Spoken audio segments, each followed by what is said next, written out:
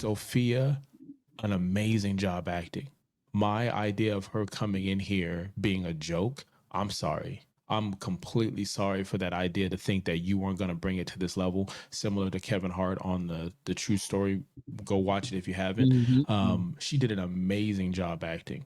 The only flaw I can give her, which isn't her, is the 2 or 3 hours they chose to do makeup to change her nose, her teeth, her above the cheekbones. When it kind of went with what I was saying before, is if you would have gotten somebody else that had that look to have that presence for what they were selling. But it was smooth. The storyline was smooth. I wanted more when it ended. The lows that I would say was she was a killer. She was a cold blooded killer. She enjoyed the fact that the little boy had died. She had her first body before 11. She was doing prostitution. There was the situation with the husband where she allegedly paid police officers to get rid of him. Um, the scene where it was like that orgy get dressed type of thing, she did that a lot. She murked 8 strippers plus just because she thought they were fucking her husband.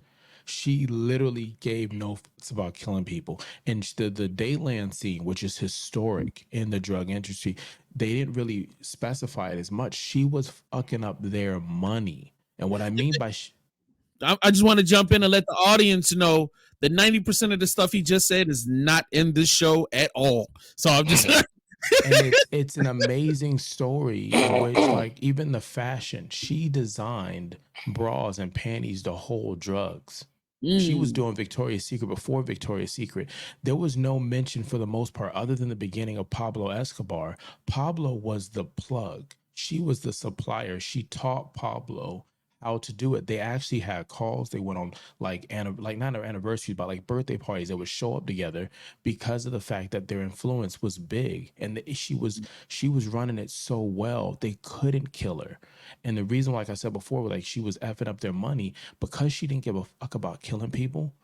That's what brought down police to change all this stuff, because the way that she was killing and doing business. So there was so many things, and I'm sure we'll talk about it, so many things that were left on the table, unfortunately.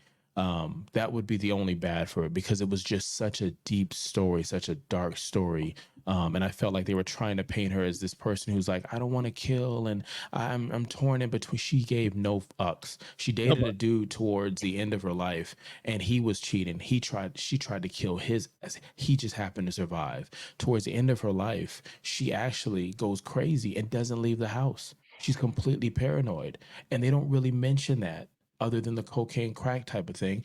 And there was even the part of the drive-bys on the motorcycle that was her invention. Nobody was doing that in Colombia. Nobody was doing that here in the States. She said this is the best way to kill. So for her to die that exact same way, and for movies to use a motorcycle with a person with a gun, that's her influence on the world, as dark as that is. And I'm like, it's just it's more than 6 episodes, is what I would say is my downfall. wow. So what did you actually think about what you saw? I thought it was great. Like I said, it was cinema. I Mm-hmm. think it was shot well. It just, I wanted more.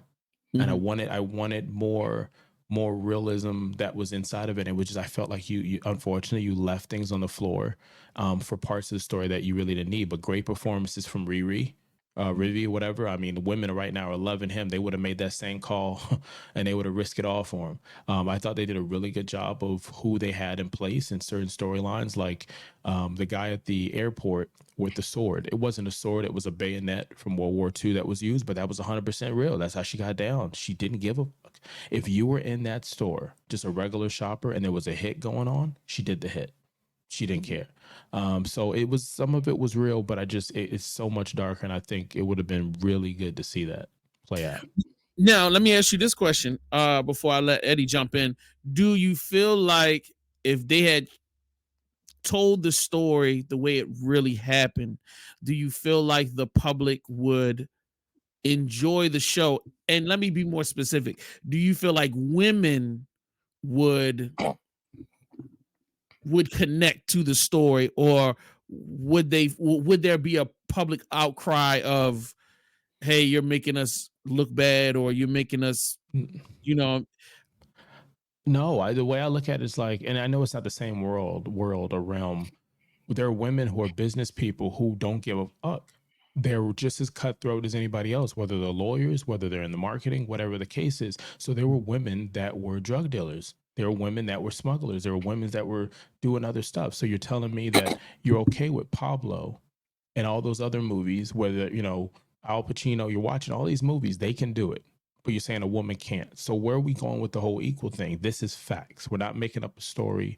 This is facts. She had orgies on top of orgies. They never showed it. I mean, I'm not looking for that kind of movie, but she was 100% bisexual. She, like, her lifestyle that she lived was like a fucking rock star. Her fashion, she was influencing fashion in Miami. And the fact that they didn't have that is an important part. Like, she was always wearing the newest stuff. And it just, like, what is it? Like, okay, she killed a lot of people. It was dark. It was crazy. It was a time and period. So what, you're not going to do it because you want her to relate as a mother? What? Because Yeah, because if I go based off of what you just said, I mean, this character is almost a polar opposite. You know what I mean? She's she is. emotionally unstable. It seems like it seems like the one of the only things that throws the show off, and it's very subtle, and unless you're really a dickhead like me, you're not going to pick it up, is that the character is almost bipolar, because there are the moments where she seems super methodical and in charge and like that, and then there's this other side to her that's like, oh, and this is like, what, which one are you? You know what I mean? Are you really confident and in charge, or are you constantly scared? And from the way I and I thank you for giving me all that information, because I didn't know all of that about Griselda. So, like, now that you say that, the person I saw on the screen when she's being confident seems more real. When I see her, there's a critical scene where one of her most trusted people gets shot in front of her, and like her going like almost like she was about to fall apart. I don't think she's that type of person. I like, honestly, in watching that show, I'm like, why are you quivering? You're not even that type of person. Like, she was not built that way. She was going I to get can them see back. her being fucking pissed, but I wouldn't see her being like damn near about to cry in front of somebody that she knows she shouldn't show emotion in front of. And that's where I was like, this doesn't make sense. So, like, that's super interesting. But before I go, Eddie, please, he'll take it away. Yeah, the Dad Panther hit it on the head. This series is definitely a different than what information is out there and who she really is. I thought the cinematography was great. I thought her acting was great. Um, but for me, I thought, even though we were getting a different version, it's kind of like the conversation we had the other day about Heat, where they were giving you the perspective of the bad guys' life. What I assume, and I could be wrong, because I definitely wanted the Griselda that we know from the documentaries, that Stone Cold Killer. That's when those documentaries, everybody says how cold and heartless she was, and how easily it was for her to kill, and how paranoid she was. But we didn't get that until like a smidgen at the end, for me. But then there's also, even though she was very evil, there could have been a version of her that was really about the family, and I think they just tried to. I'm assuming now, maybe they either tried to just give us too much of that, because she was all about her sons. She was obsessed. She was crazy about them, to the point that they described her as smothering. You know what I'm saying? And so maybe they wanted to try and give us that perspective, but I think it was a miss. Mm. Or to answer your question earlier, Jay, when you're asking, do you think it would have hit different?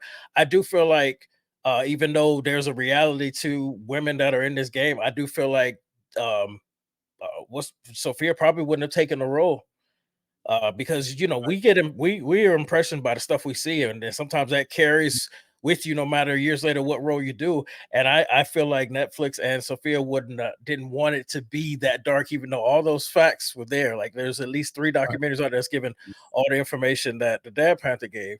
And so for me, even though the story was interesting, they were lacing a lot of facts in there, and the acting was great. It was beautiful. I was also disappointed the same thing, especially the way it ended, or even like the character like Rivi. He wasn't working for Melkor when they met. He actually botched one of her hits, and that's how they met, because they brought him to meet her, and she was like, you messed that up, and the only way I'm not gonna kill you is if you make this right. you know what I'm saying, type of deal. So Mm. and that's how they met. And so it was interesting how they lay certain people, certain places. I like the reality of that they created the Cencor, whatever it was called, because the Miami-Dade police were tainted, and the reason was because the way bodies were dropping, they weren't putting people through academy or vigorous checks. They were like, we need cops, we need cops. They were just hiring people like, we need to gun for gun, and they were letting the same dudes that was out there related to these dealers get in the uniform, or the same people that was influenced by them get in uniform, and they was like covering stuff up, and it was just crazy during the 80s. So I wanted to get a little bit of that, but they just mentioned that they were compromised, and that's why they created that force. And then you know, in the end, she actually tried to get back in the game after she got out, and she was going crazy, and she was in LA with her black boyfriend, and they never gave us any of that. And so I was disappointed, but I understand the marketing aspect of it. But for me, so this story, what I wanted to be told was the hardcore truth about who she was and how much she influenced the game, and we didn't get that. I hear exactly what you two gentlemen are saying, and I can understand your frustration 1000%. If I was as immersed into the lore and the history as you were, I would be walking out of this as frustrated. However, when I look at the history of drug and gang filmmaking, the romanticized, or was it romanticizing of the villain is a common occurrence. Making turning these disgustingly horrible people into like heroes, and that's definitely what they did in this. Like, there the scenes when she's surrounded by banditos, and then she's giving these rousing speeches, and we are the same, and and I'm like, wow, like, you know what I'm saying? Like, they really took us on a journey of once again, Hollywood is masterful at making you fall in love with the bad guy. Or this is really the bad guy, but the villain is the cops. Like, you know what I mean? So you're on this journey in the passenger seat with this woman that is, by the story standards, not by real history standards, is running from a lover, and she is trying to find safety and solitude for her two kids. She was being beaten and abused, and she was forced to have sex with her husband's brother. So that was the last straw. Like, you let this nigga nut in me, it's done, I'm out of here. So, like, then she comes to Miami for solitude and safety to a friend that is trying to live a safe and normal life, and she gets taken in, and then this roller coaster ride begins of I would say, in the story, it is a series of some would define as bad decisions, others would define as good decisions. I love that. I love that there's these moments where it's like, well, no, just because you have, why you still a key of coke? Oh, okay, all right, maybe. And then it's like, oh, so you going to sell it? Okay, well, maybe you just need to get some money. All right, yeah, just sell the one key, get a job, just get you set. Oh, you want to sell drugs now? Okay. So then it's just like, all right. It is like, there are so many times when you could just be like, all right, because what you say out of your mouth is, I want to protect my sons. I just want them to be happy. Hey, I just want to get to a place where I'm cool and okay. This is what you're saying. But every step of your actions is, what I'm saying, I want to be the motherfucking man, or not man. I want to be the person in charge. I want to be a leader. I want to be, yeah, right. Essentially. But let's not do that, because that'll get us in trouble. All right. All right. Go ahead. We'll get this bitch. Like, it ain't fun. All right. But I love this. I love because this is so human. We make excuses for ourselves, and we'll justify the crazy decision making. And as things get bigger and bigger, and these crazy risks that you take start paying off, and people are respecting you in a world where crazy shit is just a norm for them. So you become legendary. You become you become almost a folk hit. Like I forgot the word to describe it, but you become a legend of sorts. So, you know, and your name starts coming back to you. People come, yo, they call you the nigga. You know, you that mama. Yo, I heard all the way down and blah blah blah. They talking about you, and then you know you act like you whatever, man, ain't no big deal. But you know, and once you get to yourself, you're like, yeah, nigga, yeah. So I really enjoyed seeing. I thought the perspective that they wrote from was super interesting. If I were to take the Griselda name off of it and put any other name in it, I feel like you guys probably would have enjoyed it a lot more. You'd have been like, "Oh man, this is phenomenal!" Like now that I know this ain't Griselda, but you know this is just a dope ass story that you just told. But like, you know, I would like after you just described all the stuff you described, yeah, I'm pissed off too. Like, what the fuck, nigga? I want to see that.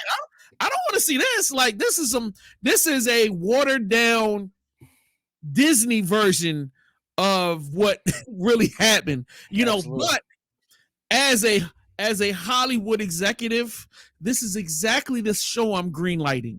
I'm not greenlighting y'all show. Y'all bugging. I'm not greenlighting that shit because you're not gonna have the Spanish. You know, I do not want Telemundo's lawyers and the Spanish Union of whatever, and you know what I'm saying, the great women of the Spanish Inquisition or whatever Spanish organizations that are trying to defend the representation of the Spanish community. Yes, Dad Panther, you can scream all day about fair representation and it's real is real and all that. We live in a country where niggas get sensitive about the fucking truth. White people are on television every day telling us there was never no racism. We live in that country when it doesn't matter what fucking book or YouTube video you go to, you got a whole millions of black people going racism every day. And they go, there's no racism. So yes, brother, there is an issue. And when Netflix has to deal with all of the Dave Chappelle shit all day, shit, he gives them knee deep in shit New Year's Day. So like, yeah, let's make a good show, but let us not alienate a whole very strong demographic of people that are becoming very, very financially secure and influential. Let's tell a great story. Let's make it mean and crazy, but we're not going to take it over the top. Y'all going to love it. And if you want to hear the comparisons, if you look at Lucky Luciano, he was way more vicious than the story told. The guy that was in Boardwalk, way more vicious in real life versus the story that was told. If you want to get into how many names do I have to, you know what I'm saying? Bumpy Johnson was way more vicious than the story. You know what I'm saying? The Godfather of Harlem. All these characters are vicious, violent killers that weren't these dreamy, you know, wonderful, you know, characters giving rousing speeches. These were fucking street thugs that would kill anybody to make money because that in that world, that's what you had to do. And yes, there might have been moments of giving away turkeys or being married and raising wonderful kids and all of that shit. But guess what? On the flip side of that is vicious violence. So that's the only thing I'm saying, Dad Panther. I'm not saying that you can't have the story. I'm saying not for Netflix, not right now. Go ahead, Eddie. Yeah, so you basically just made the point that I was trying to say earlier, but I got so caught up in giving facts that, like we were saying about Heat, we know that the villains, the bad guys, they have a very dark streak, but there's also a side of them that only their family gets to see. And I'm thinking that maybe they wanted to focus on that aspect for the marketing aspect as well. Right. And like you said, all those names you named in the past, they are way more vicious than what we got. So I get it. Right. But in my opinion, I thought that the way we are now, as far as the true crime obsession, that we could have got a little bit more accuracy, and that's what I'm looking for. But maybe I'll have to do it myself. If you would, yeah, definitely. If you were to, and I'm once again, I'm thinking as an executive of one of these huge companies. Hey, I want to send my lead to all of the late night talk shows. I want her on The View in the morning. I want her on MSNBC. I want to, if they were to go fucking balls to the walls crazy with this, they would not, nobody would want, mainstream media would not want to touch it. They would go, right. And then you'd have to get a different actress that may not have been as dope. You know what I'm saying? Which, once again, there's a place for it. not Netflix's marquee. Not it could be deep down in Netflix, down in the D block, but not gonna be their a tent pole. You know, what you call it? Even Pablo, come on, Dead Panther. They told Wasn't the Narcos Pablo? story with them. Wasn't he American people? Yeah, but it was a lot less than what we know. Facts. Come on, bro. Come on, bro. And he was showing a lot more patience in the series. Facts. He was actually using logic when before it was just be like, you know, just kill him. Yeah. I don't even think he even say that much. He probably just look at a nigga. You know, you got to know the look. When you looking for that type of psycho, you got to know the look. When he give you the look and you got to shoot a nigga, yeah, it is what it is. I get what you're saying. You don't need to have over 250 bodies on this show in 6 episodes. I get that. And you don't have to always put it up there and fade to black like, hey, let me show exactly this. But some of it would have helped the story and still stay true. Like the part where you're saying, you know, she left with her boys to leave and she's got 1 brick. The reason why she had 1 brick, she was already selling drugs over there. 10 years before that. She did New York. 10 years before that. She killed him because he was fucking up the money. They were having a dispute.